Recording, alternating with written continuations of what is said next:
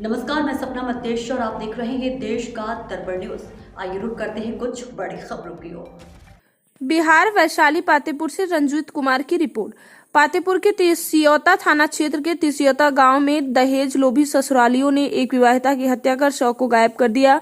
विवाहिता की हत्या की जानकारी मिलने पर अपनी बेटी के घर पहुंचे मृतक के पिता ने थाने में तहरीर लिखित आवेदन देकर मृतका के ससुराल पक्ष के 4 लोगों के विरुद्ध नामजद प्राथमिकी दर्ज कराई है।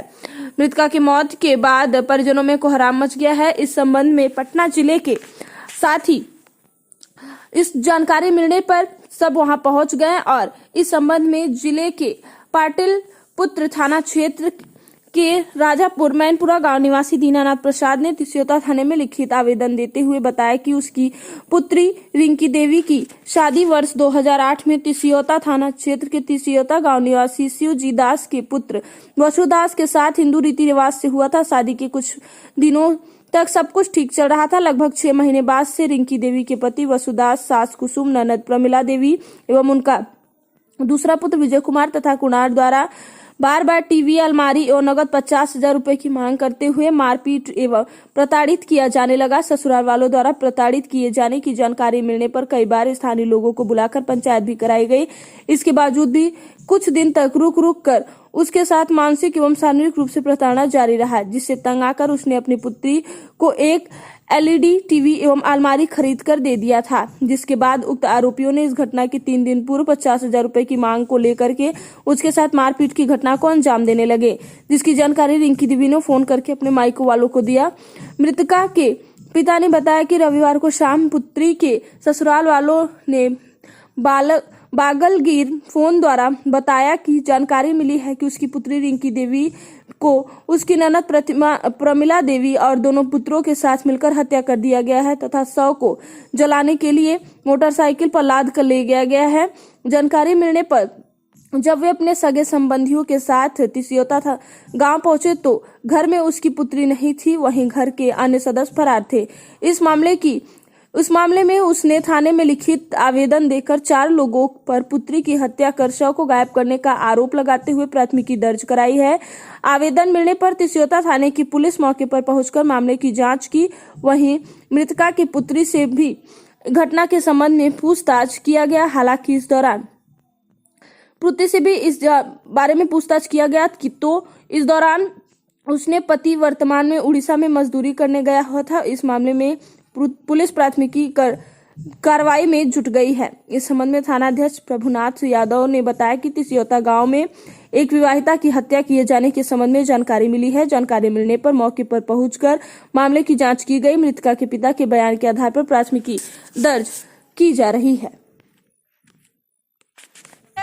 जी से हम पूछे कि नाता हमसे अगल-बगल के धरेंगे तो एक के चलते सब परेशान होइएगा। जी बोले कि आपसे नाता हमको नहीं रखना है से हम कहे कि से तवा दिन से हो गया तो हाँ हो गया से इसका मातारी खूब लड़ाई करा बीसू जी के माई इन लोग को खूब टॉर्चर लड़ाई करके किया। कम से कम पूछा तो हमरा जाए कि हाँ बेटी डेड एक बॉडी साथ क्या होता किया। था, चुप रहो। हमरा बेटी एक साथ मौगी मर्दाना दोनों एक साथ होता था ना, तो ये बुढ़िया देख करके जरती थी। अब कहता है हमरा से कहा कि तोर नतिनिया हमर बेटा के देह पर चढ़ रहा, तोर नतिनिया हमारा बेटा के देह पर चढ़। हम कहली कि चढ़ तू जमानी में हालत तो चढ़ा हला कि ना चढ़ा हला अपन मर्दनमा के देह पर, वैसे अपन मर्दनमा के देह पर चढ़ल करही तब न बाल बच्चा होले। तोरा बाल बच्चा होल बा, ओकरो बाल बच्चा होले।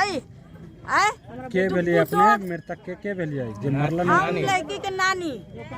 कहाँ घर भेल? हमर होले घर बोकारो, पटना में। हाँ पटना में।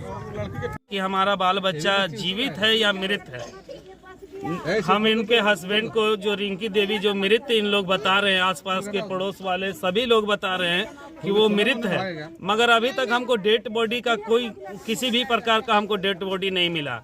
कब की ये घटना है?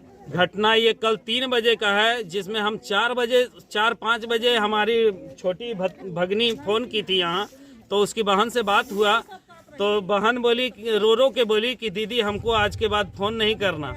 क्यों नहीं फोन करना? तो हमारा जब फोन जाता है तो हमारा सास, ननद और ननद का जो 2 बच्चा है, इन लोग उसको प्रताड़न करता है।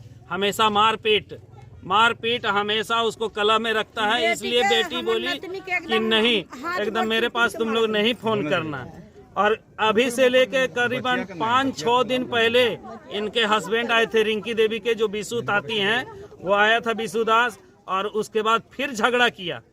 और झगड़ा करने के बाद ये उनकी माँ जो है कुसुम देवी जो हैं वो भी झगड़ा की, और इनकी ननद जो है उसका क्या परमिला देवी भी इस साठगांठ में, इस हत्या में मिला हुआ है।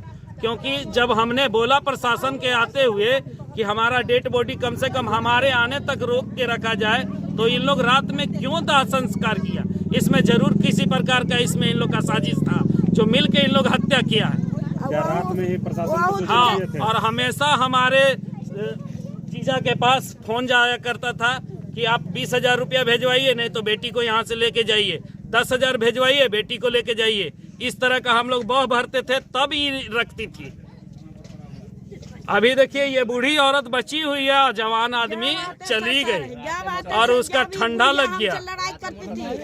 आपको क्या सूचना मिली थी? कोई नहीं, इनके घर से अभी तक कोई आदमी हमको सूचना नहीं दिया है। आपको कैसे जानकारी मिली थी? जानकारी हमारा जो छोटी भगनी जब फोन की थी तो वही बोली रो रो के, तो बोले, जब बोली कि ननद से बात कराओ, तो ये लड़की ननद से बात कराई। अब बात कराने के बाद बोलता है कि तुम्हारा बहन को हम मार दिए हैं, क्या करेगा तू? तुमको जो करना है कर लेना। इस तरह का धमकी दी, जो करना है तो कर ले। परमिला देवी इस तरह का धमकी दी, और उसका बेटा कि तुमको जो करना है कर लेना, हम यहीं पे हैं। और इस तरह से इसमें तो प्रशासन भी तब तो मिले हुए हैं कि किसी प्रकार का अभी तक कार्रवाई नहीं हुआ है कि मुजरिम लोग भागा हुआ है। जैसा कि प्रशासन बता रही कि रात में आई थी प्रशासन यहाँ पर। हाँ, रात में गश्ती करने आई थी, मगर किसी भी आदमी को किसी भी तरह का पूछताछ किया। और ये देखिए आप लोग के सामने हम आए, हमारे सामने यहाँ पे